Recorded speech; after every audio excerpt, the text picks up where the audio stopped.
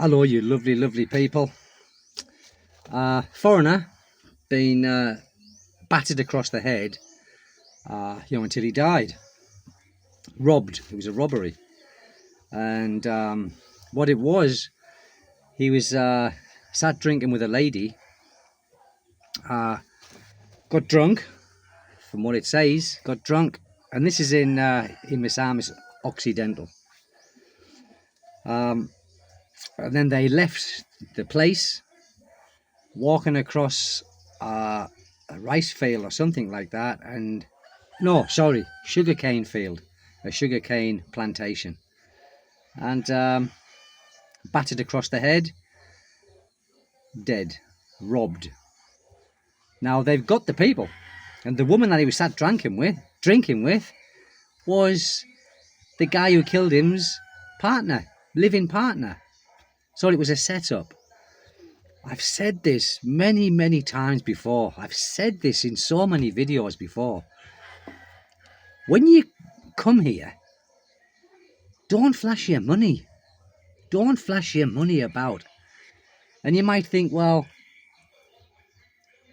if you can't do that, then what's the point in going anywhere? Because of these dangers. Listen, in every holiday place I've been to, not just the Philippines, when I used to go to the European countries on holidays, I only ever used to take enough money for that night. So let's just say I was in Spain. I'd probably take, like €100 in Spain to go out. I wouldn't take thousands of euro out. Now that's what's happened here. It's obvious what's happened, because he's been drinking. This woman's seen with the living partner. They've seen him. He's probably been to the bar, brought out a lot of money. He's a target, isn't he? You don't need to do that, people, here. Especially here. And I'm not saying that every Filipino is bad, but there are many opportunists. Many, many opportunists. And if you're going to attract attention to yourself by bringing out wads of money at a bar, worst place in the world to do it, because you don't know those people in the bar.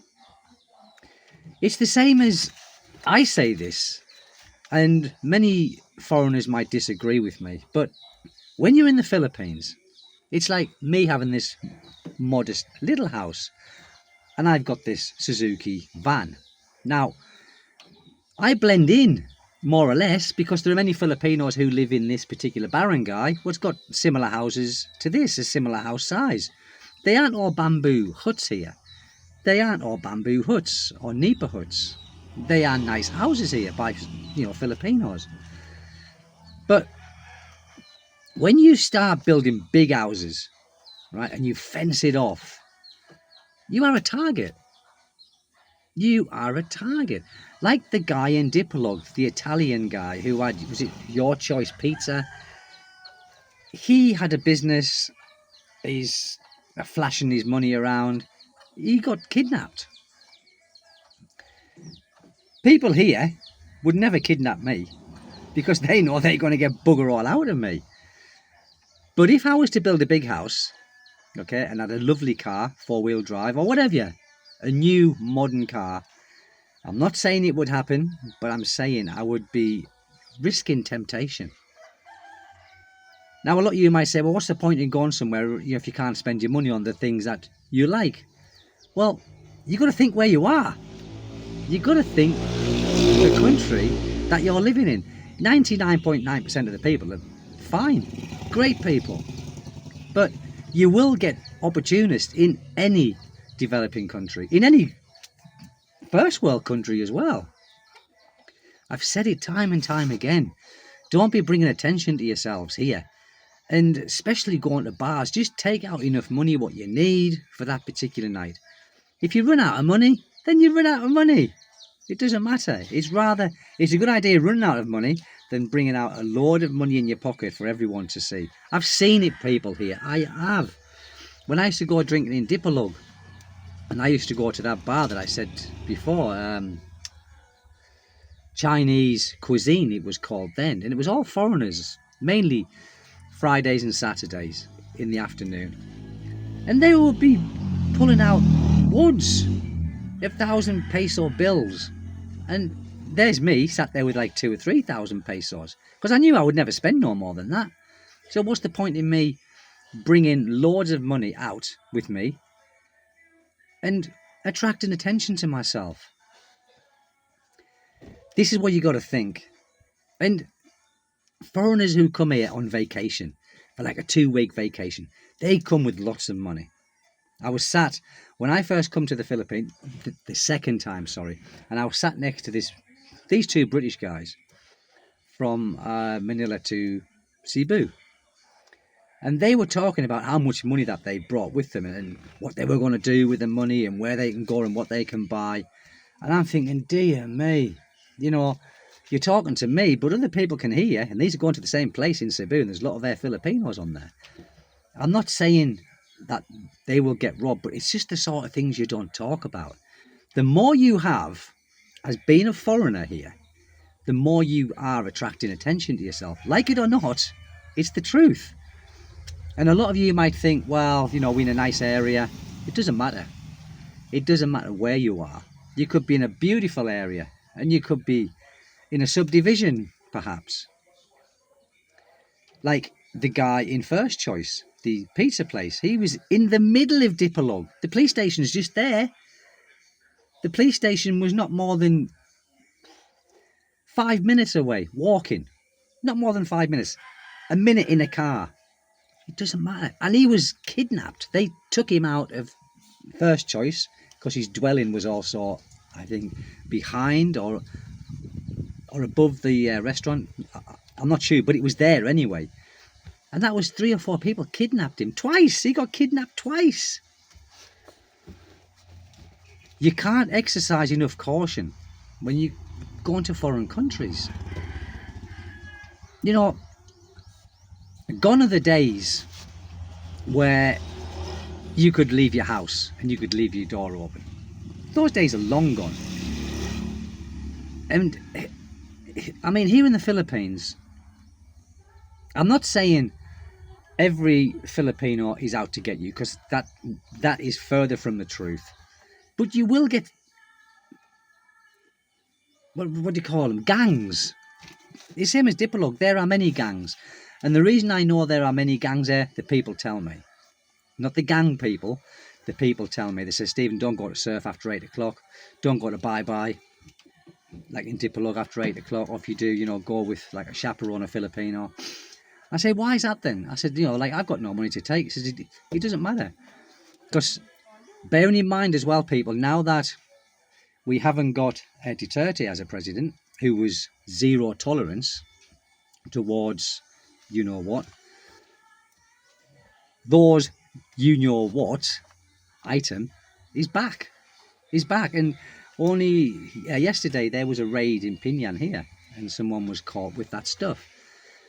The more people who's on that stuff, the more addicts there are, the more these addicts want money. Now, where do they see money? They see us as easy targets. They really do. And it's not just here, it's in all over the world. But I'm talking of the Philippines today because of that murder that happened a couple of days ago. So just exercise caution. Use common sense. You aren't out to impress anybody. I mean, if you're here to impress people with your money, perhaps you might be in the wrong place, because you're just going to impress the people who you don't want to impress. Okay? It's like going to ATM machines. Now, where I am, everyone knows me here, but that doesn't mean I'm 100% safe. It really doesn't. But when you go to ATM machines, go where there are lots of people. Don't go at night time, perhaps. Go in the daytime. Go where there are lots of people. Keep your eye about, you'll be vigilant. Always be vigilant. Even here where I am sometimes, when I go out, and I might go a little bit further than where I normally go, and it might be night time, and I'm always vigilant. I'm always looking around. But I think that's just survival instincts, and I did that in England as well. You know, where there was a lot of the immigrants were placed, and something like that. I had to go down these places because I like doner kebabs at the Turkish places. And at these Turkish communities, there are a lot of illegals there, people from Syria and all that. So you had to always be vigilant, you know, and be aware of your surroundings. So that's what I'm trying to say to these people who come to the Philippines. Don't flash around, you know, don't buy big fancy cars if you don't need them. Don't live in, you know, don't buy big dwellings and fence it. You start fencing a place off, okay, and that immediately, it's the same as me. When I see these foreigners' houses in Dipolog, and there's one on the beach, and the beach is a long beach, so I'm not going to say where in the beach, but you people in Dipolog, you will probably know this. And it's a huge house, and this guy is a retired banker. Plenty of money, plenty of money. Now, he's got all kinds of security. He's got CCTVs, cameras there, his place is just, it's like China with the CCTVs. They are everywhere on his dwelling. Now, I don't think anything's ever happened to him, but he's not here that often. I think he only comes here 2 or 3 times a year, and he stays in this big house. But to me, and that's right on the beach. It's right on the beach. Now, you can, like Elliot Eastman, he was on the beach. All right, he was in Sibuko, which is not a very, very safe place for us foreigners. In the police said to him, don't stay there, get out of here, you're stupid. He didn't, but he was on the beach. Now, he was taken from the beach in a high-speed boat and gone, dead, never seen again. And incidentally, we don't know what happened about that, do we? We know he was killed.